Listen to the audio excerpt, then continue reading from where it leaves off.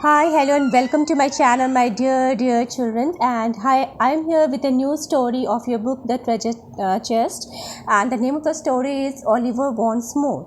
And this story is written by Charles Dickens. So before we begin the story, let's read this paragraph, this small paragraph. That tells us about the story, about the writer, and the theme of the story. All is included in this small box. So let's read. Charles Dickens, 1812 to 1817, was an English writer and social critic.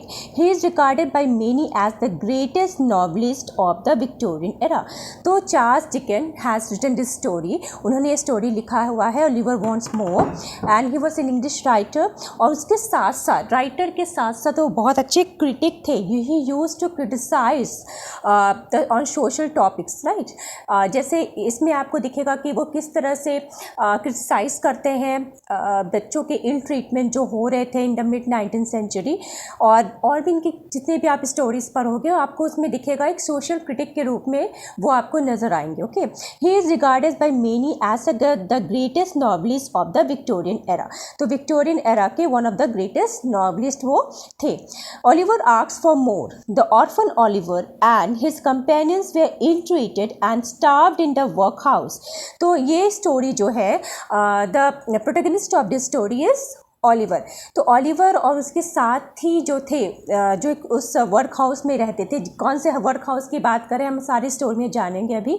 तो जो उस work house पे रहते थे उनको कैसे इल treat किया जाता था, उनको कैसे भूखा रखा जाता था, ये स्टोरी इस बारे में बताती है.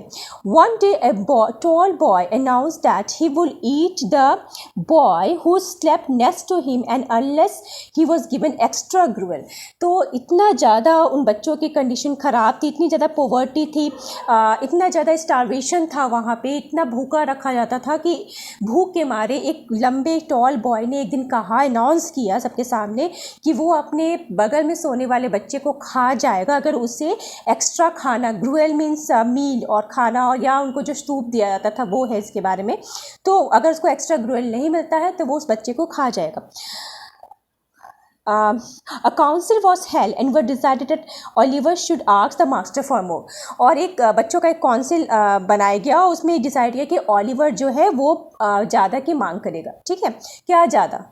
The more here implies the more food or more soup that they were given to eat or to drink. तो वो more उसको कहा गया था मांगने के लिए. ठीक है, it was decided by the council of the children. Now Oliver Twist was then bound into apprenticeship with undertaker. So what is the meaning of apprenticeship? Apprenticeship is basically kind of training. ठीक है, अगर आप कुछ नया सीखने जाते हो ना तो आप किसी के अंदर काम करते हो, ठीक है ना. तो यहाँ भी उसको रखा गया था अंडरटेकर के मतलब कि अंदर में काम करने के लिए. तो that is the meaning of apprenticeship, यानी ट्रेनिंग के लिए उसको बाउंड किया गया था, उसको मजबूर किया गया था. ठीक है, but this is not included in the story. आप ये एक्चुअली ये जो आप स्टोरी पढ़ोगे, this story is taken from Charles Dickens novel. The name of the novel is Oliver twist. उसी में से स्टोरी लिया गया है और उसमें ही बाद में आपको पता चलेगा कि जो उसको है बॉन्ड किया जाता है अप्रेंटिसशिप के लिए with an Undertaker. Okay, now Oliver Twist exposed to the cruel treatment of many orphans in London in the mid 19th century industrial age England. तो आपको पता है कि 19th सेंचुरी में इंग्लैंड में इंडस्ट्रियल रिवॉल्यूशन हुआ था, राइट. तो उस समय पे किस तरह से ऑर्फन्स के साथ इल ट्रीटमेंट हुआ जाता था, किस तरह से इल ट्रीटमेंट किया जाता था ऑर्फन्स के साथ में, उसके बारे में चार्ल्स डिकन ने इस स्टोरी में एक्सपोज किया है, बताया है क्या क्रूएल ट्रीटमेंट उन बच्चों के साथ किया जाता था, किस तरह से उनको टॉर्चर किया जाता था. ठीक है, now this excerpt reflects Dickens' own experiences and difficult childhood. Despite the evident pathos, Dickens manages to infuse the central character with geniality and empathy. तो क्या होता है कि आप जब ये स्टोरी पढ़ोगे तो आपको ये पता चलेगा कि इसमें जो डिकन है उन्होंने एक तरह से अपने ही एक्सपीरियंसेस को यहाँ पे, और जो डिफ़िकल्ट सिचुएशन, डिफ़िकल्ट चाइल्डहुड उन्होंने फेस किया, उसी को यहाँ पे एक तरह से दिखाने की कोशिश की है। और इतने एविडेंट पिथोस के बावजूद भी डिकन ने मैनेज किया है कि जो हमारा जो सेंट्रल कैरेक्टर है, who is the central character, Oliver, तो उसमें उसको बहुत ही जेंटलनेस से शो किया गया है स्टोरी में, बहुत ही सिंपैथी, बहुत ही एम्पैथी के साथ शो किया गया है, एंड बहुत ही शिष्टाचार है, बहुत ही सहानुभूति है। ठीक है, तो जेंटिलिटी, शिष्टाचार, एम्पैथी मीन्स सहानुभूति, तो इन सब के साथ आपको इस कैरेक्टर को रिफ्लेक्ट किया गया है। ठीक है, so without wasting time let's read the story. Among other buildings in a town in England, there was a house for poor people who had no money and nowhere to live. This was called the workhouse. तो workhouse was a place जहाँ पे गरीब लोग रहते थे, poor people रहते थे, वो लोग रहते थे जिनके पास ना कोई पैसा होता था, ना कोई जगह होती थी रहने के लिए। ठीक है, तो ये कह रहे हैं कि इंग्लैंड में जो आप जानते हैं और तरह तरह के बिल्डिंग्स थे, पर उन बिल्डिंग में एक जगह ऐसी भी थी जहाँ पे पुअर लोग रहते थे। ठीक है, वो लोग जिनके पास कोई पैसा नहीं होता था, कोई मनी नहीं होता था, कोई ठिकाना नहीं होता था। ठीक है, तो उस प्लेस को कहा जाता था वर्कशॉप। तो यो question can come in exam that what is workshop, so you have to write workshop the place where poor people use to reside, people who had no money and no shelter. ठीक है, Oliver Twist was born in workshop, तो workhouse, तो Oliver twist भी ऐसे एक वर्कहाउस में उनका जन्म हुआ था। His mother, a young woman, lay ill in bed, a doctor and an old woman stood by her side, she lifted her head from the pillow. तो ये बताया जा रहा है जब ओलिवर का जन्म हुआ था तो उसकी मदर, ठीक है, बहुत ही यंग वुमन थी, कम एज की वुमन थी, वो सोई हुई है, ले इन बेड, वो बीमार है, बेड पे सोई हुई है, एक डॉक्टर और एक बूढ़ी औरत जो है उनके पास में खड़े हुए हैं, उसके बेड के पास में खड़े हुए हैं, और वो बहुत ही तकलीफ़ के साथ अपना हेड उठाती है अपने पिल्लो से और क्या बोलती है, let me see the child and die, she said. तो this are the last word of his mother. Okay, तो वो कहती है कि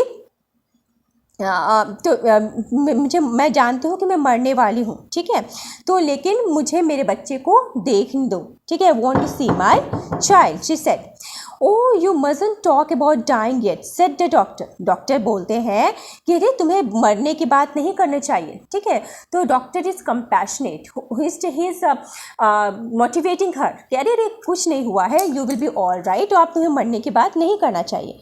no dear, said the old woman, you are too young to die. और ओल्ड वुमन जो है वो भी कंपैशनेट है, तो वो कह रही है कि नहीं नहीं बेटा, कोई बात नहीं, आप बहुत यंग हो, आप बहुत यंग हो, आप मरने के एज में अभी नहीं हो। यानी कि आपको पता चल रहा है इस लाइन से कि the woman is dying a premature death. ठीक है, उसके मरने की उम्र में नहीं है, लेकिन वो मरने वाली है। Okay, the young woman shook her head and held out her hand towards the child, now she is going to die. और वो को आभास है, तो वो अपना जो है अपना सर हिला रही है। ठीक है, क्योंकि इसको पता है कि भाई कितना भी डॉक्टर बोल रहे, कितना भी वो ओल्ड वुमन बोल रही है, but she knows the truth, उसको आभास हो चुका है, तो वो अपना हाथ स्ट्रेच करती है, अपने बच्चे को मांगती है। ओके, हाथ स्ट्रेच करते हैं अपने चाइल्ड की तरफ, टुवर्ड्स द चाइल्ड। तो doctor put the child in an arms, doctor जो है वो बच्चे को उसके बाहों में देते हैं। She pressed her cold white lips to his face and then fell back. Now she is about to die. तो जब आप कोई मरने वाला होता है ना, तो उसके जो लिप्स के कलर हैं वो क्या हो जाते हैं, चेंज हो जाते हैं। पिंक कलर के लिप्स होते हैं ना, वो वाइट टर्न करने लगते हैं। तो उसके जो लिप्स है वो कोल्ड है, वाइट है। तो these all the cold and white, the words cold and white depicts that she is about to die. Okay, and उससे अपने बच्चे को वो जो है किस करती है। ठीक है, उसके फेस पे अपने लिप्स को लगाती है, a gesture to kiss the child and then fell back, मतलब उसके बाद वो मर जाती है। She is dead, said the doctor, doctor declare कर देते हैं कि हाँ वो चली गई है, वो मर चुकी है। Yes, poor dear, said the old woman as she took the child away from its dead mother. Poor dear. ठीक है, तो वो वुमन जो है, जैसे हम देखते हैं कि वुमन भी कंपैशनेट है, वो भी बोलती है बेचारी लड़की या बेचारा बच्चा, इस तरह करके वो अपनी सिंपैथी शो करती है। ठीक है, और उस बच्चे को उसकी मदर से, डेड मदर से अलग करती है। She was a good looking girl, said the doctor as he put on his hat and gloves. Where did she come from? तो डॉक्टर जो है अब उनका वर्क पूरा हो चुका है, अपना हैट्स और अपने ग्लव्स को जो होते हैं वो पहनते हैं और कहते हैं कि हाँ ये बहुत ही सुंदर लड़की है, ठीक है, एक बहुत ही सुंदर लड़की थी, she was a good looking girl. और ये कहाँ से आई थी, कहाँ से आई थी? Where did she come from? She was brought here last night, said the old woman. तो वो ओल्ड वुमन ने बताया कि इसको लास्ट नाइट, ठीक है, पिछली रात इसको यहाँ पे लाया गया था। She was lying in the street, और वो स्ट्रीट में पड़ी हुई थी। She had walked a long way, her shoes had holes in dam.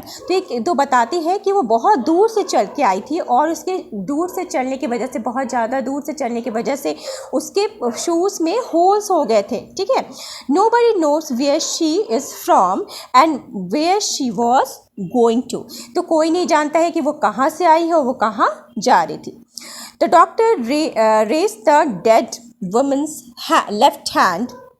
तभी डॉक्टर ने क्या किया कि जो मरी हुई औरत थी, जो उसके लेफ्ट हैंड को उठाते, कुछ चेक करते, ठीक है। The usual story, he said, I see that she has no ring on her finger, she wasn't married, good night. तो बोलते ये तो वही हमेशा की तरह की स्टोरी है, ठीक है, कि क्योंकि उसके लेफ्ट हैंड को चेक करते हैं, लेफ्ट हैंड में मिडिल फिंगर को शायद चेक करके वो बताते हैं कि इसके फिंगर में कोई रिंग नहीं है, यानी कि इसकी शादी नहीं हुई, वो डिक्लेयर करते हैं। और ये यूजुअल चीज़ें थी, ये यूजुअल वर्ड्स हमें क्या पता चलता है कि ये चीज़ें जो थी वहाँ पे बहुत कॉमन थी, ठीक है, कि unmarried girls used to deliver children, ठीक है, पॉवर्टी की वजह से या टफ सर्कमस्टेंसेस की वजह से, कुछ कारण की वजह से ये कॉमन था कि यंग गर्ल्स आती थी वहाँ पे और वो कम एज में बच्चे पैदा करने की वजह से मर जाती थी। तो वो डॉक्टर बताते हैं कि यूजुअल स्टोरी है, ठीक है, और वो उसमें कोई रिंग नहीं उसके फिंगर में, तो वो मैरिड नहीं थी, तो सेम चीज़ को डेथ फेस करना पड़ा है। He went home to his dinner. The old woman sat down on a chair in front of the fire and began to dress the baby. She dressed him in the very old clothes used for babies who were born in the workshop. ठीक है, तो क्या होता है कि doctor का काम ख़त्म हो जाता है, वो चले जाते हैं अपने डिनर करने के लिए, और जो वो ओल्ड वुमन है वो जो होती है वो क्या करती है कि वो एक चेयर पर बैठ जाती है फायर के सामने, ठीक है, चेयर लगा के बैठ जाती है और बेबी को ड्रेस करने लगती है, यानी बेबी को कपड़े वगैरह पहनाने लगती है। उस बेबी को वो कैसे ड्रेस करती है? She dress the baby in very old clothes use for babies, वही पुराने कपड़ों में, क्योंकि वर्क हाउस जो था वो पुअर लोगों के लिए वो जगह बनी हुई थी और वहाँ पे कुछ भी फैसिलिटीज़ नहीं थी, न्यू बॉर्न बेबीज़ के लिए भी फैसिलिटीज़ नहीं थी, उनको भी पुराने कपड़े पहनाए जाते थे। तो जो भी वर्क हाउस में जन्म लेते थे उनको वही पुराने कपड़े पहनाए जाते थे। The child was an orphan born in to a world which had no love or pity for him. वो बच्चा जो था एक ऑर्फन था, अनाथ था, उसकी माँ नहीं है, उसके बाप नहीं है, कोई नहीं है उसका, और वो एक ऐसी दुनिया में उसने जन्म लिया है, बॉर्न इनटू अ वर्ल्ड, एक ऐसी दुनिया में उसने जन्म लिया है जहाँ पे, जिस दुनिया में उसके लिए कोई लव नहीं है और कोई पिटी नहीं है, कोई दया नहीं है उस बच्चे के लिए। No one was able to discover who the father, baby's father was and what his mother's name was. किसी को पता नहीं लग पाया कि उस बेबी का फादर कौन था और उसकी मदर का नाम क्या था। Mr bumble, an important officer in the town, invented a name for the baby. He choose the name Oliver twist. तो मिस्टर बम्बल एक कैरेक्टर यहाँ पे इंट्रोड्यूस हो रहे हैं। वो कौन थे? ही was an important officer in the town, वो टाउन के बहुत इंपॉर्टेंट ऑफिसर थे। उन्होंने बेबी को एक नेम दिया, ठीक है, उन्होंने क्या नाम दिया बेबी को? उन्होंने नेम दिया ओलिवर ट्विस्ट। अब ये जो इन्होंने नेम दिया ना, ये आउट ऑफ लव नहीं दिया। हम क्या करते हैं एक्चुअली, बच्चे जब होते हैं ना, हम उनको प्यार से नाम देते हैं ना, जब हम बच्चों को पुकारते हैं उस नाम में काफ़ी प्यार होता है, पर ये बस एक फॉर्मेलिटी है। यहाँ पे नाम देना कुछ, यहाँ पे लव नहीं, जेस्चर नहीं शो कर रहा है कि लव नहीं शो कर रहा है, ये क्या शो कर रहा है? फॉर्मेलिटी शो करता है। Use to give name to the babies who they are born in the workshop. तो ये भी आके एक नेम देते हैं। We name the new babies here in order of A to Z, he explain when people ask. तो ये क्या करते थे ये लोग, यहाँ पे जो भी बेबीज जन्म लेते थे उनको A से Z के ऑर्डर में नाम दिया था। यानी जो पहला बेबी आया उसको A से, फिर दूसरा बेबी जो है वो B से, फिर तीसरा आया वो C से, ऐसे करके बेबीज़ को नाम दिया जाता था।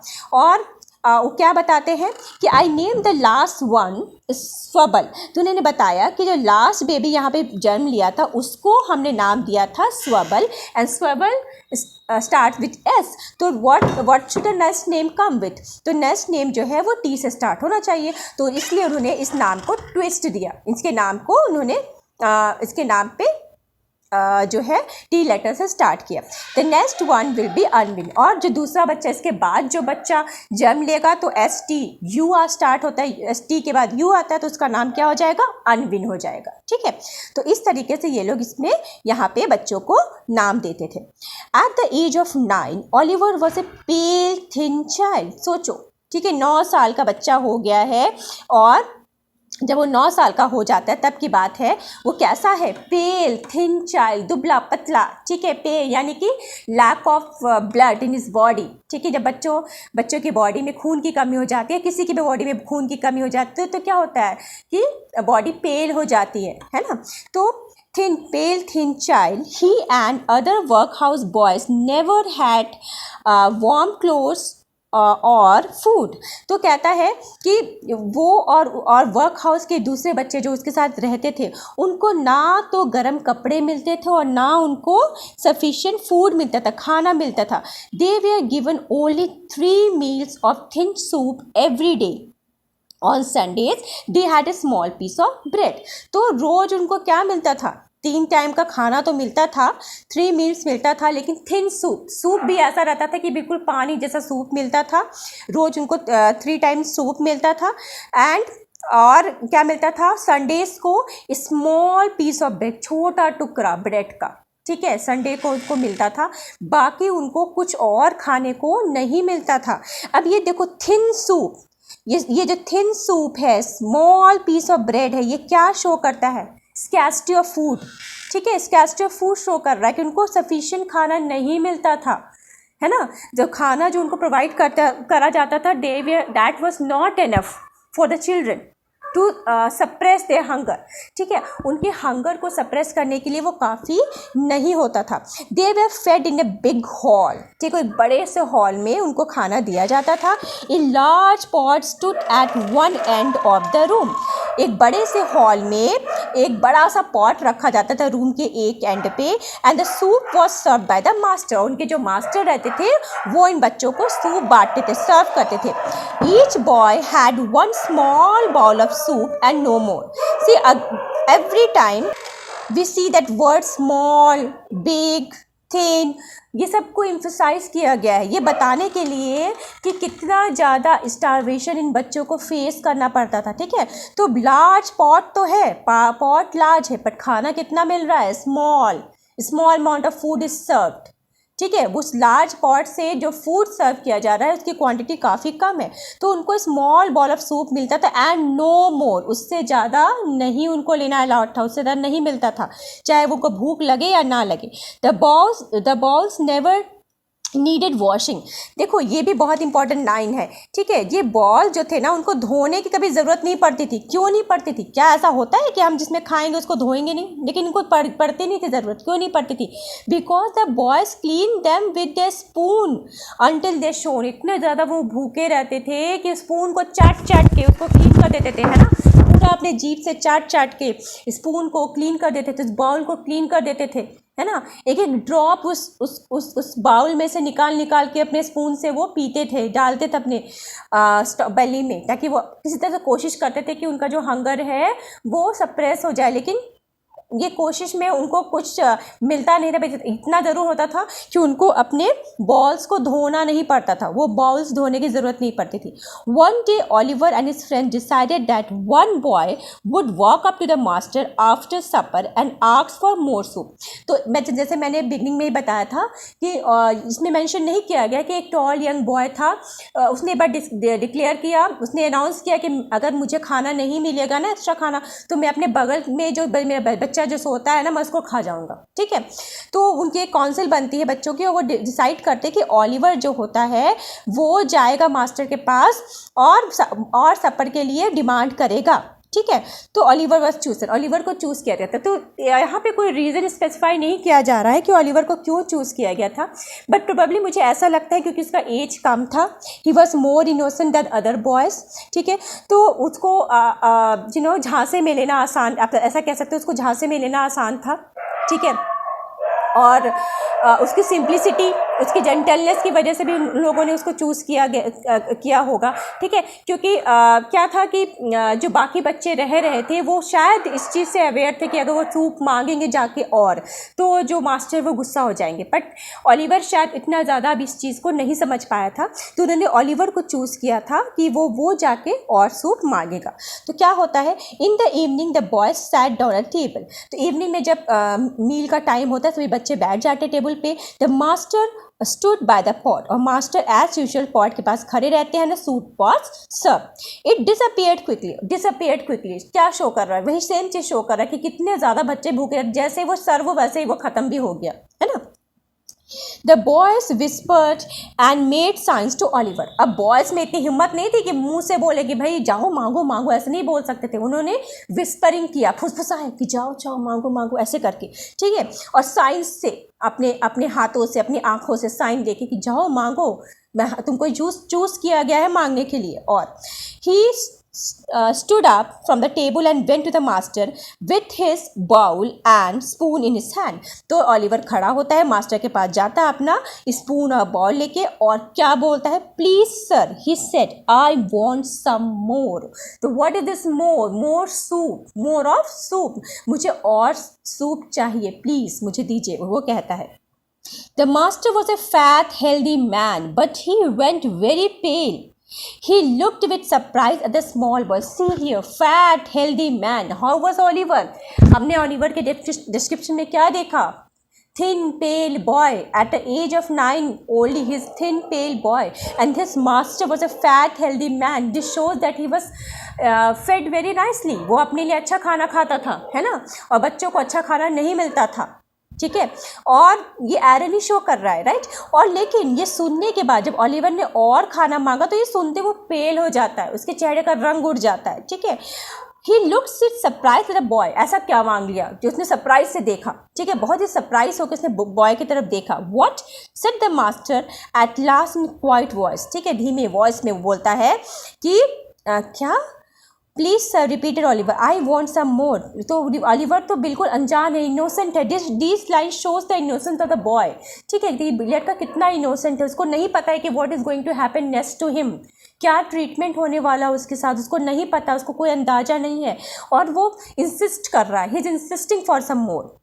The master hit Oliver with a spoon and then seized him and cried for help. तो मास्टर जो था अपने रूथलेस करेक्टर को दिखाता है, अपने क्रूर करेक्टर को दिखाते हुए ओलिवर को उसके स्पून से हिट करता है और सीज करता है। सीज मीन्स कॉट हिम, उसको पकड़ लेता है, एंड क्राइड फॉर हेल्प, चिल्लाता है हेल्प के लिए। इसे लगता है पता नहीं इसने क्या कर लिया है।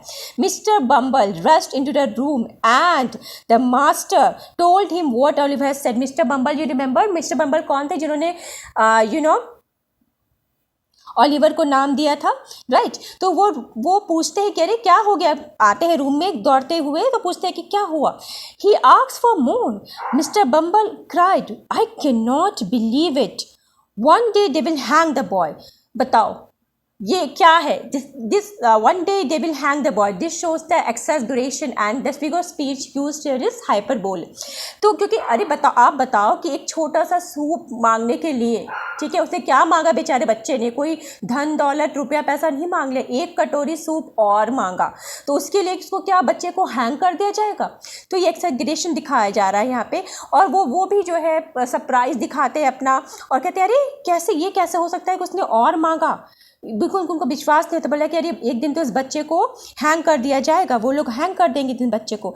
ही टुक ओलिवर अवे, अब उसको ओलिवर को वहाँ से ले जाया जाता है, and shut him in a dark room. See what kind of treatment this people they are giving to small children, ठीक है। ये एक बच्चे की बात नहीं है, ये इस बच्चे के थ्रू जो हमारे राइटर है, जो हमारे चार्ल्स डिकन है, वो बाकी बच्चों की कंडीशन भी बताना चाह रहे हैं कि किस तरह से in the mid 19th century at the age of industrial revolution के समय में किस तरह से बच्चों के साथ, ऑर्फन्स के साथ, पुअर पीपल के साथ ट्रीट किया जाता था, तो उसको बंद कर दिया जाता है। The next morning a notice appeared on the workhouse gate. Next morning workhouse gate पे एक नोटिस चिपकाया जाता है। 5 pounds were offered to anybody who will take Oliver Twist. तो 5 pounds का इनाम रखा जाता है उसके लिए जो ऑलिवर को अपने साथ ले जाएगा। ठीक है, सोचिए क्या है ये, मतलब कि एक बच्चे ने थोड़ा सा सूप मांगा एक्स्ट्रा, उसके लिए उसको इस तरह की पनिशमेंट दी जा रही है।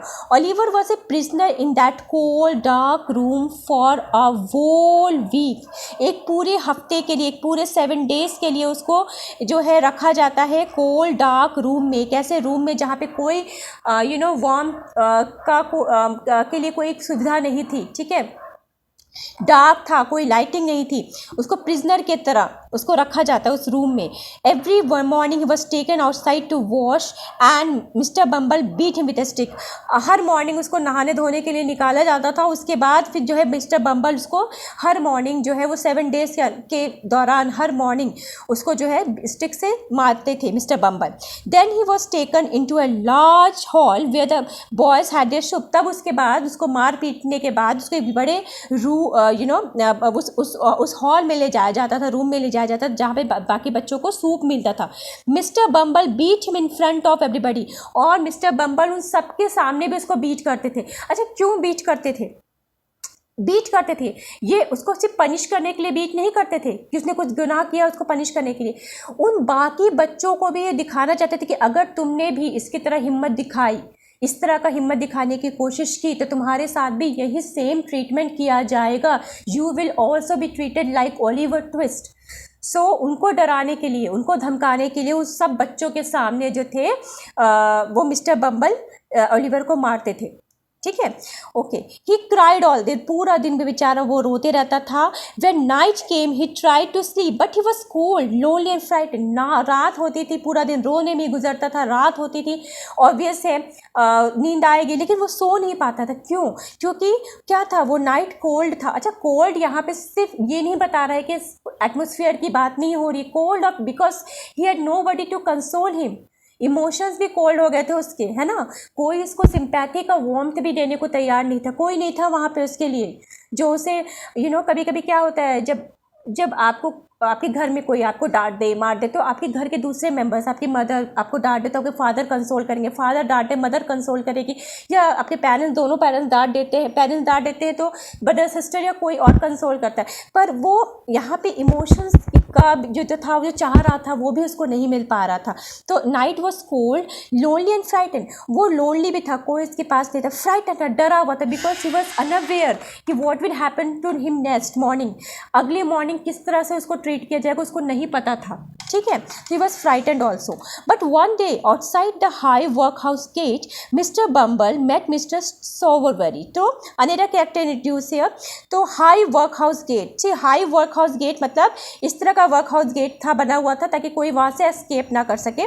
तो वहाँ पे एक नया कैरेक्टर आता है, मिस्टर सॉवरबरी, और मिस्टर बम्बल जाके उसे मिलते हैं। Mister Sowerberry was a tall thin man who wore black clothes and made coffins. तो ये यहाँ पे बहुत सारी स्टोरी में देख रहे बहुत सारे एडजेक्टिव्स यूज़ किए गए हैं, तो सबको आपको ध्यान में रखना है when you are giving answers to the questions. ठीक है, तो क्या होता है, ये जो मिस्टर सॉवरबरी है वो एक टॉल थिन मैन है, ठीक है, लंबे हैं, पतले दुबले इंसान हैं जो कि हमेशा काले कपड़े पहनते हैं और क्या बनाते हैं, कॉफिन्स बनाते हैं। ठीक है, मरे हुए डेड बॉडी जिसमें रखी जाती है तो वो कॉफिन से बनाते हैं। Many of his coffins were for the poor people who died in the work house. तो ज़्यादातर उनके कॉफिन्स उन्हीं लोगों के लिए होते थे, वो पुअर लोगों के लिए जो कि वर्क हाउस में मर जाते थे। I have prepare the coffins for the 2 women who died last night, he said to mister Bumble. तो बहुत ही यूजुअल तरीके से बोलते हैं कि अरे मैंने 2 कॉफिन्स बनाए हैं वो 2 लेडीज़ के लिए जो लास्ट नाइट मर गई हैं। ठीक है, तो देखिए यहाँ यानी कि वो वहाँ पे वो लेडीज़, यंग लेडीज़ या जो वुमेन है वो मरने का सिलसिला काफ़ी कॉमन था। ठीक है, वो कहते हैं मैंने 2 प्रिपेयर कर लिया coffins. Good said mister Bumble, you will be rich one day. Mister Sowerberry. तो मिस्टर बम्बल बोलते बहुत अच्छा, आप एक दिन इस तरह का काम करते करते एक दिन आप रिच हो जाओगे, अमीर हो जाओगे। Do you know anybody who wants a boy? आपको पता है ऐसा कोई जो एक बच्चे की तलाश में? And 5 pounds he raised his stick and pointed to the notice on the gate. तो वो अपने स्टिक उठा के जो गेट पर उन्होंने नोटिस लगाया हुआ था उस पर शो करके पूछते हैं कि क्या आप किसी ऐसे इंसान को जानते हैं जिसको 5 pounds चाहिए, उसके बदले में वो बच्चा उनको दिया जाएगा। ठीक है, तो इस तरीके से ये स्टोरी यहीं पे ख़त्म होती है। But this story has a basic theme which reflects poverty. ठीक है, इसमें बहुत सारी थीम है। सबसे पहला थीम है पॉवर्टी। ठीक है, पॉवर्टी है। और दूसरा थीम है आपका ill treatment given to children during the mid 19th century, to the orphans during mid 19th century। और ठीक है, ये पॉवर्टी, इल ट्रीटमेंट, इस तरह के कंडीशंस को राइटर ने बहुत ही अच्छी तरीके से स्टोरी में दिखाने की कोशिश की है, समझाया है हमें। और अगर आपको ये स्टोरी अच्छी लगी है तो प्लीज़ प्लीज़ प्लीज़ मेरे चैनल को सब्सक्राइब कीजिए, लाइक का बटन दबाना मत भूलिएगा। और अगर कोई डाउट्स रहते हैं आपके तो प्लीज़ कॉमेंट सेक्शन में जाके मुझे वो डाउट्स ज़रूर लिखिएगा ताकि मैं उसकी क्वेरीज आपको सॉल्व करके बता सकूँ। Thank you so much for watching my channel. Thank you children, bye bye, have a nice day.